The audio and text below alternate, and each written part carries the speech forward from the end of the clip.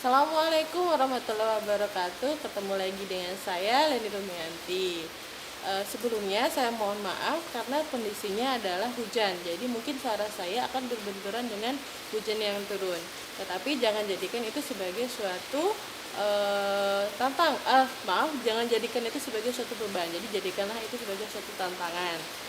Nah, di sini kita sudah membahas sebelumnya tentang yang pertama yaitu barisan tak terhingga, di mana di situ kita sudah memiliki sudah mempelajari dua tujuan utamanya, yaitu yang pertama kita harus bisa menentukan apakah barisan itu adalah barisan konvergen ataukah barisan divergen.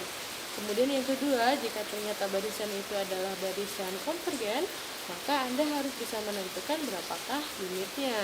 Kemudian kita juga sudah membahas tentang deret tak terhingga, di mana di situ juga memiliki dua tujuan utama, yaitu yang pertama Anda harus bisa menentukan apakah deret itu adalah deret konvergen ataukah deret divergen. Selanjutnya yang kedua, ternyata setelah Anda ketahui bahwa deret itu adalah deret konvergen, maka Anda harus menentukan jumlahnya. Seperti itu. Nah, untuk yang bagian ketiga adalah deret positif. Sebelum kita mulai, ada beberapa catatan yang harus Anda ingat agar Anda bisa lancar dalam memahami untuk bab yang ketiga ini. Yaitu yang pertama, catatannya adalah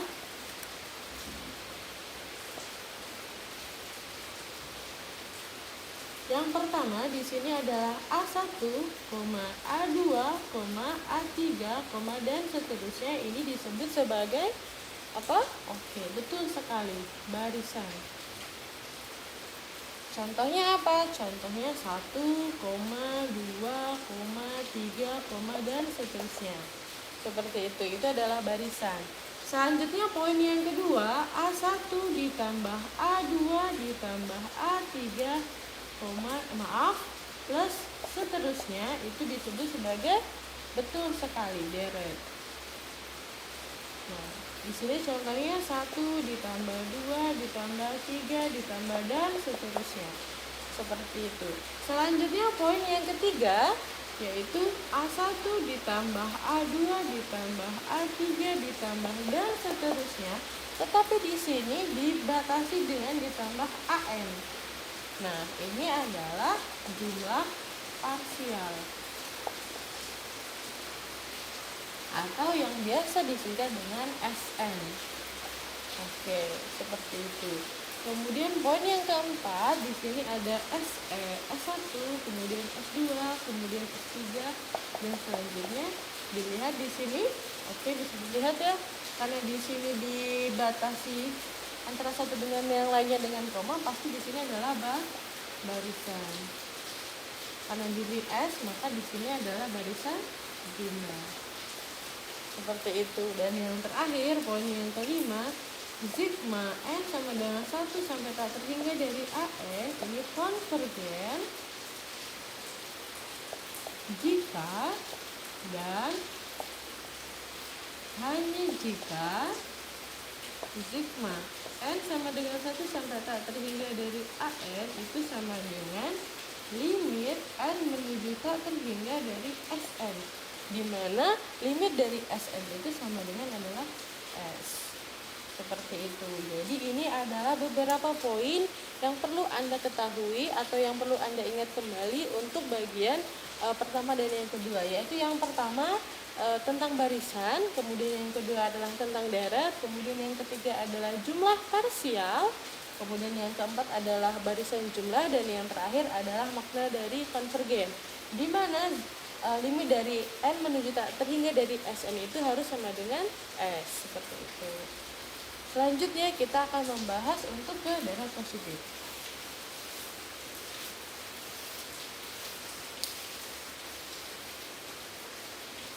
Nah, untuk deret positif di sini definisinya adalah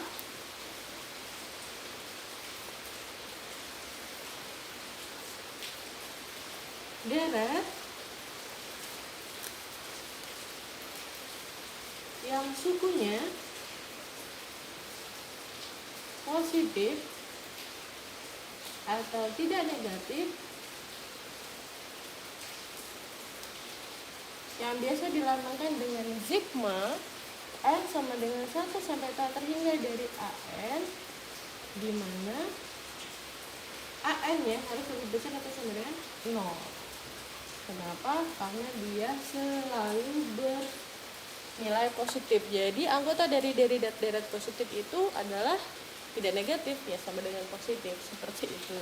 Nah, di sini untuk deret positif tujuannya ini hanya ada satu, yaitu Anda harus bisa menentukan kekonvergenan deret positif.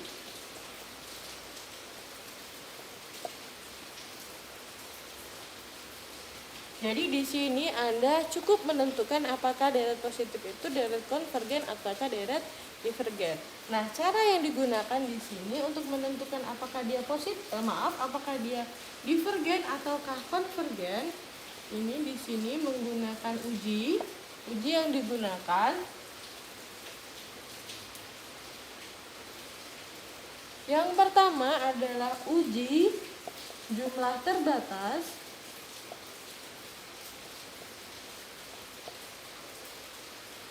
Kemudian yang kedua adalah uji integral.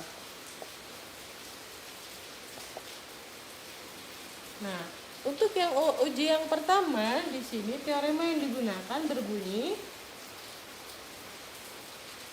deret sigma n sama dengan 1 sampai dengan 4 terhingga dari AN konvergen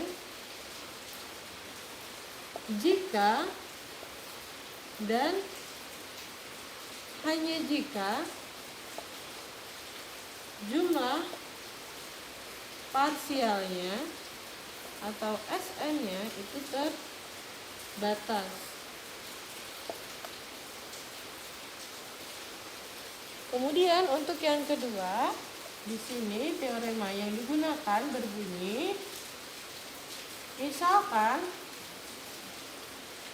F itu sama dengan fungsi kontinu, kemudian tidak negatif,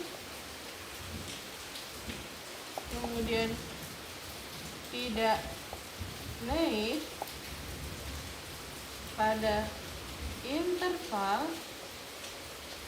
1, tak terhingga, kemudian di sini dan AN itu sama dengan Fn, maka deret N menuju 1 sampai tak terhingga dari AN konvergen jika dan hanya jika integral tak wajar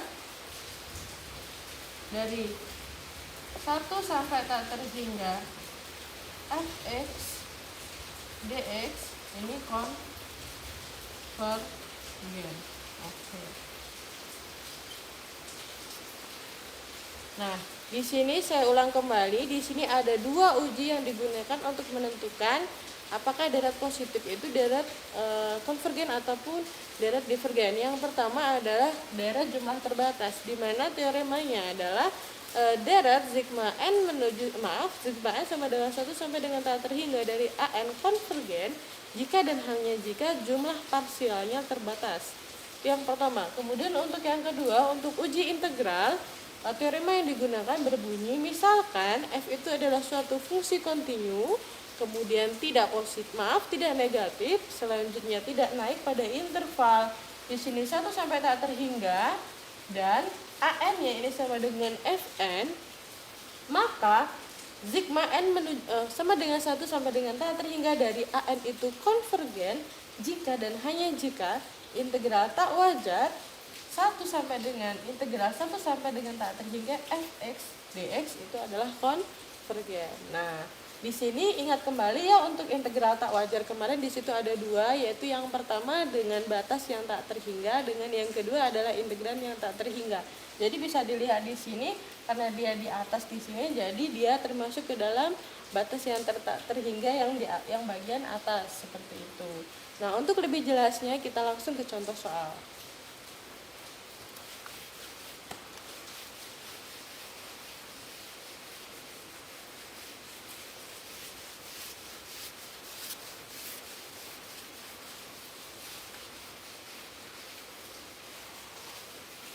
Oke, contoh soalnya adalah di halaman, buka kembali di halaman 85 nomor 1 dan nomor 7. Oke. Saya akan mengerjakan dua contoh soal yang ada di buku Parcel. Ini adalah buku yang kita pakai. Di sini yang saya ambil adalah di halaman soal 9.3 di halaman 85. Di sini nomor 1 dan nomor 7. Nah, sekarang kita lanjut nomor 1. Di sini ditentukan, di sini sudah langsung ya, di sini gunakan uji integral. Jadi gunakan uji integral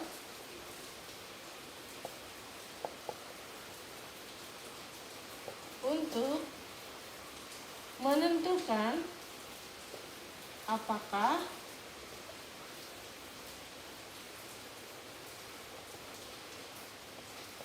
deret positif itu konvergen atau divergen. Jadi di sini ada dua soal, yaitu soal yang pertama. Oke, di sini ada dua contoh yang saya kerjakan, yaitu sigma K sama dengan 0 sampai tak terhingga 1 per K plus 3. Kemudian contoh yang kedua adalah sigma. Kemudian di sini adalah K sama dengan 2 sampai tak terhingga dari 7 per 4X. Maaf, 4K plus 2.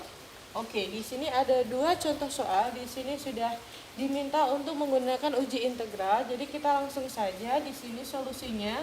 Untuk yang pertama di sini integral, di sini adalah 0, kemudian di sini adalah tak terhingga. Seperti itu. Di sini 1 per K-nya kita ganti dengan variabel yang biasa digunakan untuk fungsi. Kita menggunakan X. Di sini Anda boleh menggunakan Y, boleh menggunakan Z, tetapi biasa yang digunakan kita X, kemudian plus 3, kemudian DX, seperti itu. Jadi persamaan yang di sini ini adalah persamaan AN-nya, ini sama dengan dijadikan fungsi Fn-nya. Tadi sesuai dengan teorema yang tadi kita bahas. Nah, di sini jadi diganti saja seperti ini.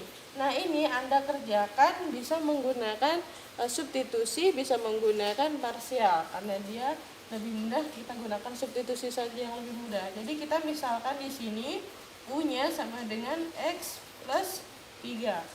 Seperti itu. Jadi kita turunkan saja DU sama dengan DX. Oke, jadi sudah ketahuan. Jadi soal nomor 1 mudah sekali. Integral 0 sampai tak terhingga di sini jadi 1 per U. DX-nya berubah menjadi DU. Nah, sudah ketahuan ya, integral dari 1 per U DU adalah ln U. Dimana di sini batasnya adalah 0 sampai tak terhingga. Jadi di sini ln U-nya diganti menjadi X plus 3. Di sini dibatasi 0 sampai tak terhingga. Jadi sama dengan ln di sini tak terhingga ditambahkan 3. Oke, dikurangi ln di sini X-nya adalah 0 plus 3.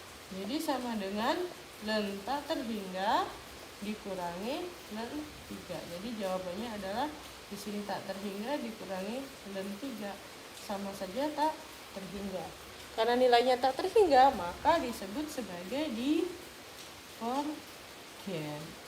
Oke. Selesai. Seperti itu. Mudah kan?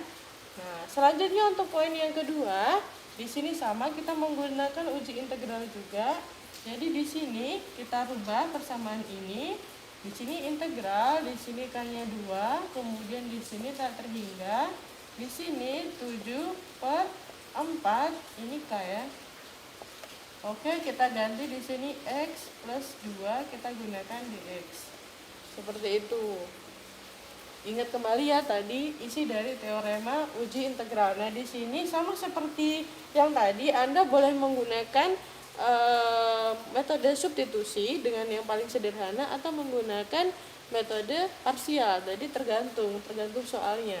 Nah, ini juga sama seperti yang pertama, lebih mudah dan sudah selesai dengan metode substitusi. Kita misalkan U sama dengan 4X plus 2. Kemudian DU sama dengan di sini 4 dx. Jadi kalau saya tanya dx sama dengan du per 4. Oke, seperti itu. Kita masukkan ke sini. Jadi ini sama dengan integral 2 sampai tak terhingga dari 7 tetap per yang di bawah berubah menjadi u, dx-nya berubah menjadi du per 4. Seperti itu. Selanjutnya kita keluarkan, di sini 7 per 4, integralnya tetap ya 2 sampai tak terhingga dari 1 u du. Nah, sudah kelihatan sama dengan yang pertama tadi. Jadi di sini hasilnya adalah 7 per 4 ln u yang dibatasi dari 2 sampai tak terhingga. Jadi di sini 7 per 4 ln-nya u-nya dirubah jadi 4x plus 2. Oke. Seperti itu. Oke. Dibatasi 2 sampai tak terhingga. Jadi sama dengan ke sini ya biar muat. Jadi sama dengan 7 per 4 di sini ln, kasih kurung berawal saja, ln 4 di sini adalah tak terhingga ditambahkan 2 dikurangi ln di sini adalah betul ya? Soalnya betul 4. Oke, jadi 4 di sini 4 dikalikan 2 adalah 8, 8 dikalikan 8 ditambahkan 2 jadinya 9. Oke, dan 9. Oh, saya tulis dulu aja ya. Di sini 4 dikalikan 2 ditambah 2 seperti itu. Begini. Oke. Jadi sama dengan 7 per 4. Di sini bisa dilihat ya tak hingga, jadi ln tak hingga itu sama dengan tak hingga. Di sini dikurangi ln 8 ln 10. Seperti itu. Betul kah? Oke, benar ya. Di sini 4x, saya tidak oke. 4x plus 2. Oke, betul. 4x plus 2. Jadi di sini x-nya diganti 2. Jadi Anda tinggal mengganti, jadi di sini ln 10. Jadi sama saja dengan yang tadi. Jadi di sini sama dengan tak terhingga. Seperti itu. Kalau tidak terhingga maka disebut sebagai divergen. Nah, sama seperti yang tadi, ini adalah sesuatu yang mudah. Anda hanya perlu lebih teliti lagi dalam mengerjakan soal. Jadi cukup sekian untuk materi di 9.3 yaitu tentang deret positif. Semoga bermanfaat. Jangan jadikan keterbatasan itu menjadi sesuatu yang menjadi beban, tapi jadikan sesuatu itu menjadi tantangan seperti itu. Jadi jangan terlalu banyak alasan untuk tetap kuliah walaupun kita paham sekarang adalah musim corona. Jadi Anda harus selalu menjaga kesehatan Anda, jangan lupa minum untuk menjaga stamina. Semoga tetap sehat, semoga bermanfaat, dan saya akhiri. Assalamualaikum warahmatullahi wabarakatuh.